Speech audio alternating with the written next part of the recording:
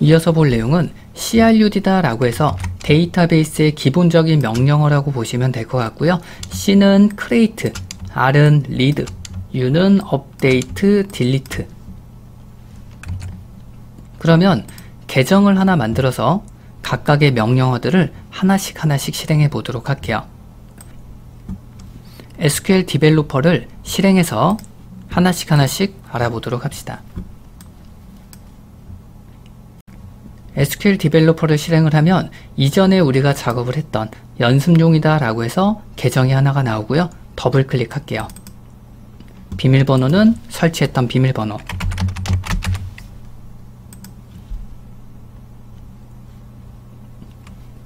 데이터베이스에 연결이 되면 우선적으로는 계정을 하나 만들게요. 지금 접속한 시스템이다 라고 하는 계정은 관리자 계정이다 라고 얘기를 하고요. 그 관리자 계정을 통해서 일반 사용자 계정을 만들 거예요. 데이터베이스를 사용하다 보면 일반 사용자와 관리자다 라고 하는 걸로 나눠지게 되는데, 관리자 계정은 모든 권한을 갖고 있는 사용자를 관리자라고 얘기를 하고요. 일반 사용자는 제약사항이 걸려있는 사용자를 일반 사용자다 라고 얘기를 해요. 예를 들어 우리가 PC방을 간다. 그러면 PC방에는 많은 PC들이 존재하겠죠. 많은 PC들이 존재를 했을 때 해당하는 PC를 포맷할 수도 있고, 또는 해당하는 PC에 대해서 어떠한 내용을 설치하거나 어떠한 내용을 삭제하거나, 또는 해당하는 PC를 갖다가 팔 수도 있고, 지금과 같이 모든 권한을 갖고 있는 사용자가 있겠죠. 그러면 여기서 관리자는 PC방 사장이 되겠죠. 지금과 같이 모든 권한을 갖고 있는 사용자, PC방 사장, 이런 사람들을 관리자다 라고 얘기를 하고요. 그러면 PC를 사용하는 사용자들이 있겠죠. 그러면 이 사용자들은 해당하는 PC에 대해서 프로그램을 마음대로 설치할 수 없고요. 마음대로 삭제할 수도 없고, 또는 해당하는 PC를 마음대로 가져갈 수도 없겠죠. 특정 제약사항이 걸린 사용자들, 이러한 사용자들을 일반 사용자다 라고 표현을 해요. 그래서 지금 우리가 접속한 시스템이다 라고 하는 건 모든 권한을 갖고 있는 사용자라고 기억하시면 되고요. 그 사용자를 이용을 해서 일반 사용자를 만들 수 있어요. 사용자를 만들 때는 create user라는 명령어를 이용을 해요. create user. 계정명을 만들 때는 c 샵 그리고 내가 원하는 계정, 그리고 identified by 비밀번호 작성하시면 돼요. 비밀번호는 여러분들이 작성하고 싶은 거 아무거나 작성하시면 되겠죠. 그러면 희원이라는 계정의 비밀번호는 1234, 마지막에는 세미콜론을 꼭 넣어 주셔야 돼요. 실행을 할 때는 현재의 위치에서 커서가 깜빡이고 있죠. 이 상태에서 컨트롤 엔터 실행이에요. 확인을 하면 희원이다 라고 하는 생성되었다. 계정이 하나가 만들어졌어요. 계정이 만들어지면 해당하는 계정으로 접근 가능한지 확인 한번 해봐야 되겠죠. 위쪽에 플러스 눌러줄게요. 플러스를 누르고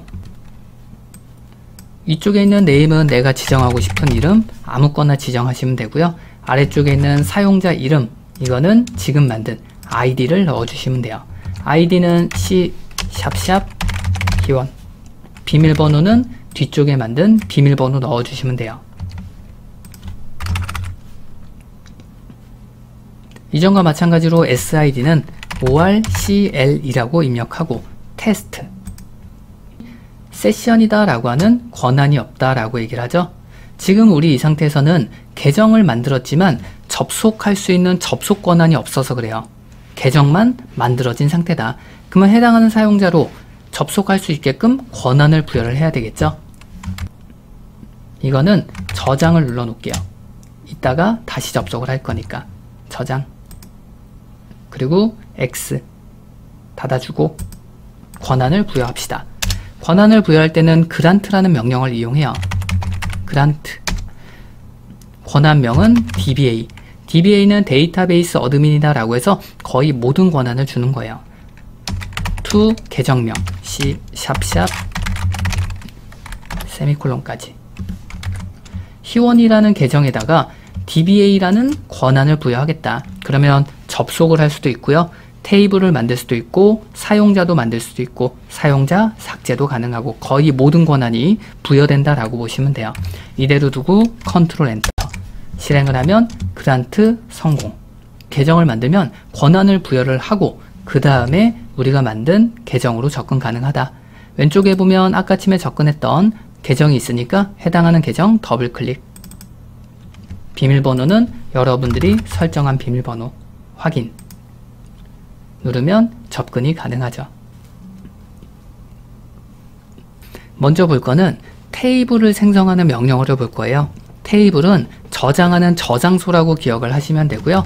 엑셀이라는 게 있으면 위쪽에다가 이름들을 명시하죠. 이름은 어떤 걸로 저장할 거고요. 전화번호는 어떤 걸로 저장할 거고요. 주소는 어떤 걸로 저장할 겁니다. 그러면 이름들, 전화번호들, 주소들 이러한 모양으로 만들어주는 게 테이블이라고 보시면 돼요. 저장소를 하나 만든다라고 기억을 해주시면 될 것 같고요. 그래서 여기에 들어오는 이름, 전화번호, 주소 이러한 것들을 컬럼명이다 라고 표현을 해요. 만들어 보도록 할게요. create 테이블 그 다음에 테이블 이름 person이라는 테이블을 만들게요. 만들 때는 소괄호를 이용을 해서 만들고요. 마지막에는 세미콜론 넣어주시면 돼요. 소괄호 안에다가 엔터 칠게요. 여기에 들어가는 건 컬럼명, 아까쯤에 봤던 이름, 전화번호, 주소 있었죠? 그거와 마찬가지로 num이라는 컬럼을 만들 거예요. 넘버라는 자료형을 쓰겠다. 넘버는 숫자를 저장할 수 있는 자료형이라고 보시면 되고요. 콤마 쓰고 엔터. 네임 바캐릭터 2. 바캐릭터 2는 문자를 저장하는 자료형이라고 보시면 되고요. 괄호 안에다가는 문자를 얼마만큼 저장할 거냐 10바이트만큼 저장하겠다. 콤마 벌스 바캐릭터 2. 생년월일 역시도 문자로 저장을 할 거고 이거에 대한 크기는 10바이트 저장하겠다. 전화번호도 저장할 거니까 텔이라는 컬럼에 바캐릭터 2. 이거는 20바이트만큼 저장하겠다. 마지막으로 프라이머리 키.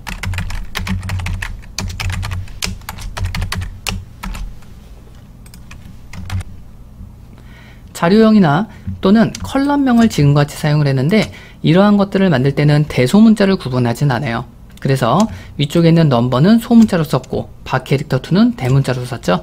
이거는 대소문자 어떤 걸 사용해도 크게 상관은 없게 되고요. 그 다음에 마지막에 프라이머리 키다 라고 해서 설정을 했죠. 프라이머리 키는 유일한 키로 만들겠습니다 라고 해서 중복을 허용하지 않는다 라고 생각하시면 돼요. 보통 우리가 웹사이트를 만든다 라고 하면 아이디라는 걸 만들죠. 아이디 같은 경우에는 중복 체크를 하죠. 중복된 아이디는 사용할 수 없습니다 라고 얘기를 하죠. 그거와 마찬가지로 num이라는 값은 중복을 허용하지 않겠습니다. 그게 프라이머리 키라고 기억하시면 돼요. 요 세미콜론 다음에 커서를 맞춰 놓고 컨트롤 엔터 실행. 그러면 person이라는 테이블이 생성되었다.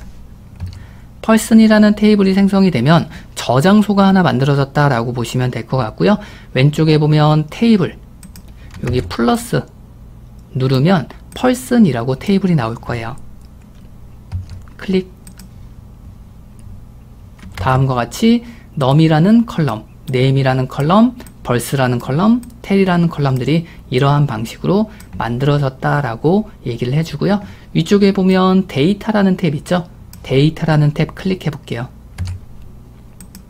이전에 얘기했던 엑셀에서 저장하는 방식과 비슷하게 만들어지죠. 그러면 num은 뭘로 저장할 거고요. 이름은 뭘로 저장할 거고 생년월일, 전화번호 저장할게요.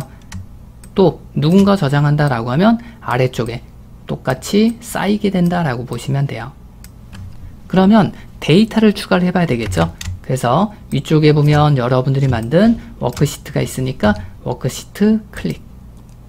다시 명령어 코드 창으로 이동을 하고 데이터를 추가를 할 때는 insert라는 명령어를 이용을 해요. insert 추가하겠다. insert into 테이블명. 테이블은 우리가 person이라고 만들었으니까 person이라는 테이블 선택. 그리고 values.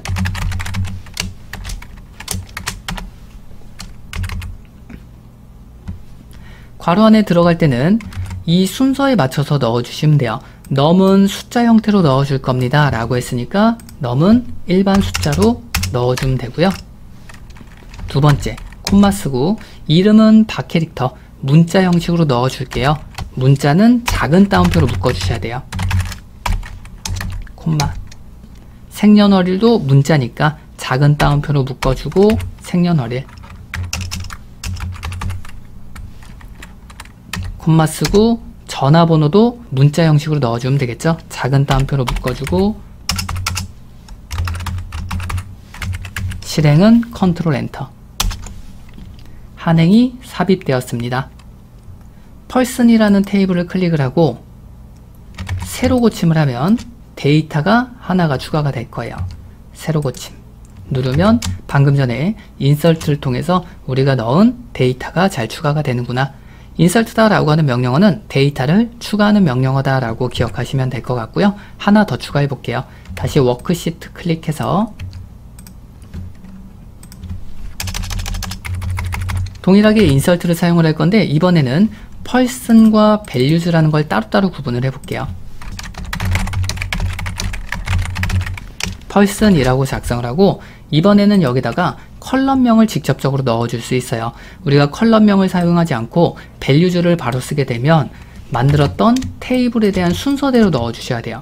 처음에는 무조건 num이 들어와야 되고 두 번째로는 이름, 세 번째로는 생일, 네 번째로는 전화번호가 들어와야 된다. 근데 내가 작성을 했을 때 순서를 다르게 하고 싶다.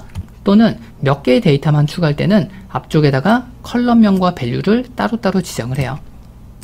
이번에는 name을 먼저 넣어볼까요? name, tel, num, 컬럼명 쓰고 그 다음에 values 넣을 때는 앞쪽에 있는 컬럼의 순서대로 값들을 채워 넣는다. 처음에는 name이니까 name 넣으면 되겠죠? 김개똥. 두 번째로는 생년월일. 그 다음에는 전화번호. 마지막에는 넘버. 1000번으로 입력해 볼게요. 실행. 컨트롤 엔터. 실행을 하면 무결성 제약 조건에 위배되었다 라고 해서 문제가 발생했구나 라는 걸 확인할 수 있겠죠. 지금 발생한 문제는 위에서 프라이머리 키다 라고 하는 거 지정을 했죠. 프라이머리 키로 지정을 하면 중복을 허용하지 않습니다 라고 얘기를 했었죠. 위쪽에서 1000번이다 라고 하는 이 번호가 저장이 되어 있으니 동일하게 1000번으로는 저장할 수 없다. 이 얘기를 하는 거예요. 그래서 프라이머리 키로 지정이 된 값은 중복되면 안 된다. 그래서 여기는 1001번으로 바꿔줄게요. 1001번. 그리고 컨트롤 엔터. 실행을 하면 한행이 삽입되었습니다. 다시 한번 person 클릭 그리고 새로 고침 클릭하면 추가가 잘 되는구나 알 수가 있겠죠.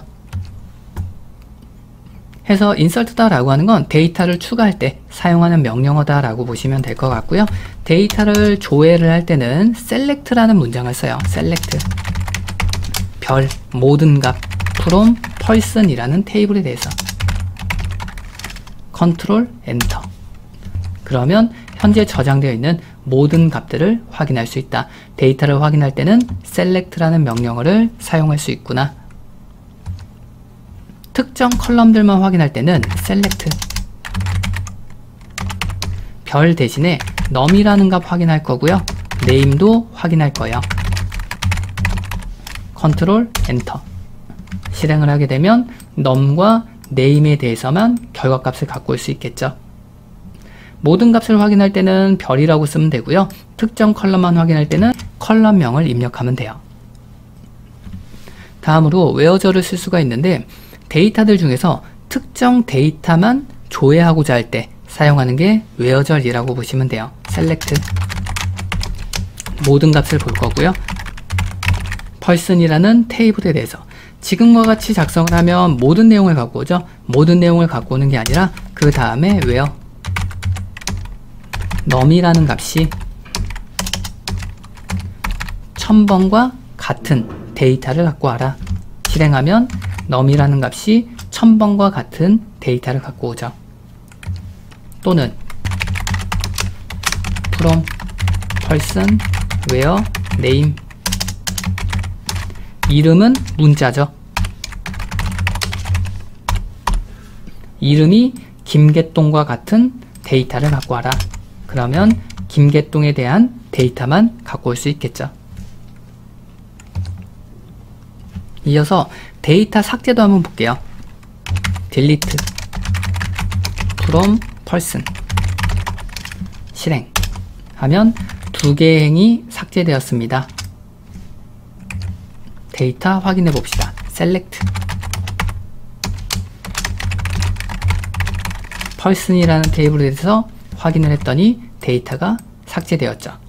데이터가 삭제가 되는구나. 데이터를 다시 추가를 하고 다시 확인 한번 해보도록 할게요. 위쪽에 보면 우리가 실행했던 insert 있죠. 위에 있는 두 줄 드래그하고 컨트롤 엔터, 그리고 select로 다시 확인, 다시 추가가 됐죠. 삭제를 할 건데 이번에는 모든 데이터를 삭제하는 게 아니라 특정 데이터만 삭제하겠다. 이때 역시도 where저를 이용할 수 있어요. delete from person where num이 1000번과 같은 데이터를 삭제해라. 한 행이 삭제되었습니다. select를 통해서 다시 확인. 그러면 1000번이라는 num을 갖고 있는 데이터는 삭제가 가능하죠. 삭제를 할 때 역시도 where저를 이용을 해서 특정 데이터만 삭제 가능하다라고 보시면 될 것 같아요. 이번에는 데이터 수정에 대해서 한번 보도록 할게요. 데이터를 수정하기 전에 1000번을 다시 추가를 하고 데이터 수정 한번 해볼게요. 위쪽으로 올려서 1000번에 대한 홍길동 요 한 줄 실행시켜 주세요. 컨트롤 엔터, 그리고 아래쪽에 select를 이용해서 다시 확인, 컨트롤 엔터.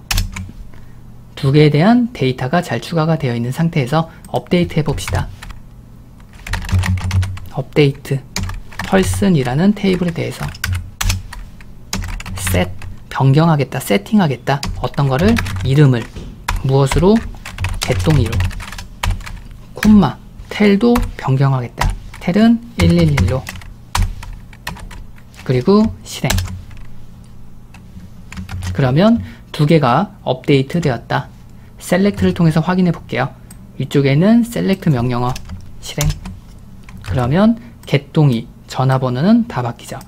수정 역시도 where저를 사용하지 않으면 저장되어 있는 모든 데이터가 변한다 라고 보시면 될 것 같아요. 그래서 업데이트를 진행을 할 때 역시도 특정 데이터만 수정하겠다 라고 하면 where저를 이용해야 된다 라고 보시면 될 것 같아요. set name 홍길동 where num이 1000번과 같은 데이터. 그래서 num이 1000번과 같은 데이터에 대해서 이름을 홍길동으로 변경하겠다. 그러면 1000번이라는 데이터에 대해서 이름은 홍길동으로 변경되겠죠. 실행해 볼게요. 컨트롤 엔터, 그리고 select, 컨트롤 엔터.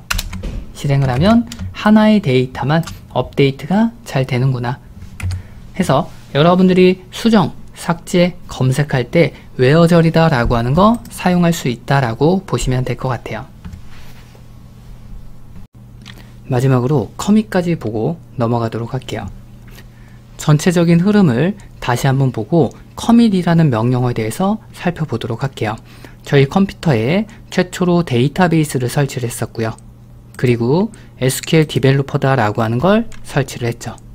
SQL 디벨로퍼를 통해서 명령어를 전송을 해서 데이터베이스에 데이터를 저장하고 삭제하는 명령어를 사용을 했었죠.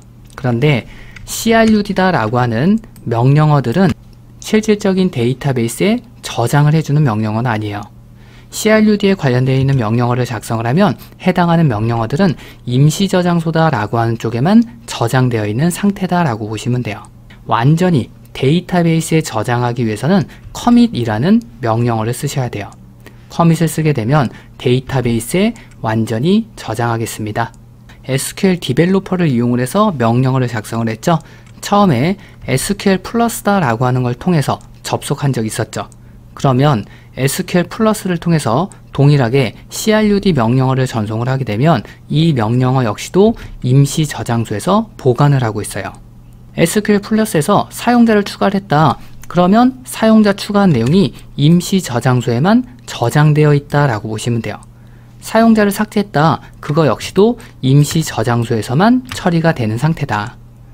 만약에 SQL 플러스를 통해서 데이터를 추가하겠다. 그러면 데이터 추가가 임시 저장소에 되어 있는 상태겠죠. 이 상태에서 SQL 디벨로퍼다 라고 하는 쪽에서 데이터를 가지고 오겠다. 데이터를 가지고 오게 되면 실질적인 데이터를 가지고 올 수 없다 라는 거예요. 이유는 SQL 플러스에서 데이터를 추가했죠. 추가한 내용은 임시 저장소에는 저장이 되어 있지만 실질적인 데이터베이스에는 저장되어 있는 상태가 아니다 라고 보시면 돼요. 서로 다른 프로그램에서 데이터베이스의 데이터를 추가하거나 삭제했을 때는 마지막에 커밋이다 라고 하는 명령어를 통해서 완벽히 저장까지 해줘야 된다 라고 보시면 돼요. 이제는 SQL 플러스 역시도 커밋이라는 명령어를 통해서 데이터베이스에 완전히 저장을 해요. 그런 다음에 SQL 디벨로퍼에서 다시 데이터를 가지고 오겠다. 그러면 데이터베이스에는 완전히 저장이 되어 있으니 데이터를 가지고 올 수 있다라고 보시면 돼요. 실습을 통해서 확인해 보도록 할게요. 이전에 우리가 데이터를 이렇게 두 개 추가했었죠. 이 상태에서 아직 우리는 커밋이라는 명령어를 작성하지 않았잖아요. 이 상태로 두고 SQL 플러스를 하나 열어줄게요. 시작이나 검색 눌러서 SQL이라고 검색하면 SQL 플러스 있겠죠. 사용자 이름은 SQL 디벨로퍼에서 저장했던 아이디와 비밀번호 C## 계정 비밀번호 다시 한번 확인해 볼게요. SQL 디벨로퍼에는 분명히 데이터가 저장되어 있죠. 셀렉트를 통해서 확인하면 데이터 잘 나오죠.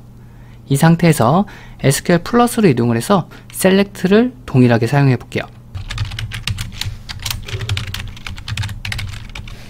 실행, 엔터 치면 되겠죠. 확인했더니 뭐래요? 선택된 레코드가 없다라고 되어 있죠. SQL 디벨로퍼에서 CRUD에 대한 명령어를 실행을 하게 되면 해당하는 명령어는 임시 저장소에 저장되는 방식이다 라고 얘기를 했었죠. 실질적인 데이터베이스에는 저장되는 게 아니다. 그래서 SQL 플러스에서 셀렉트를 통해서 데이터 갖고 오겠습니다. 근데 실질적인 데이터베이스에는 데이터가 저장된 적이 없잖아요. 그러니까 데이터를 가지고 올 수 없다라고 얘기를 하는 거예요. 여러분들이 데이터 수정 또는 삭제 이러한 내용들을 다 처리했다라고 하면 마지막에는 커밋이라는 명령어를 실행해 주셔야 돼요. 컨트롤 엔터. 커밋이 완료되면 다시 SQL 플러스로 이동을 해서 셀렉트 사용해 보도록 할게요. 엔터. 그러면 결과값을 잘 갖고 오죠. 당연히 SQL 플러스에서 작업을 했다. 딜리트를 통해서 모든 내용을 삭제해 볼게요. 실행을 하면 모든 내용이 삭제가 됐고요. 셀렉트를 통해서 확인하면 데이터가 존재하지 않겠죠. 이 상태에서 디벨로퍼에서 다시 실행해 볼게요. 셀렉트 별 from person 실행하면 데이터는 잘 나오죠. 이거 역시도 동일하겠죠. 이번에는 SQL 플러스다 라고 한 쪽에서 작업을 했죠. 여기서 작업을 하면 SQL 플러스에 대한 임시 저장소가 생겨요. 그리고 삭제를 한 건 어디서 삭제했어요? 임시 저장소에만 삭제가 진행됐다라고 보시면 돼요. 그리고 나서 SQL 디벨로퍼에서 셀렉트를 통해서 데이터 갖고 왔죠? 데이터 갖고 올 때는 데이터베이스로부터 데이터를 갖고 오겠다. 여기에는 삭제 처리가 진행되지 않았기 때문에 데이터를 갖고 올 수 있다라고 보시면 돼요. SQL 플러스에다가 커밋 해볼게요. 커밋 엔터. 커밋이 완료됐죠. 그 다음에 다시 SQL 디벨로퍼로 이동을 해서 셀렉트 실행을 하면 이제는 데이터가 삭제가 되죠. 해서 커밋이라는 명령어는 실질적인 데이터베이스에 완전히 처리하겠다라는 의미로 기억하시면 될 것 같아요.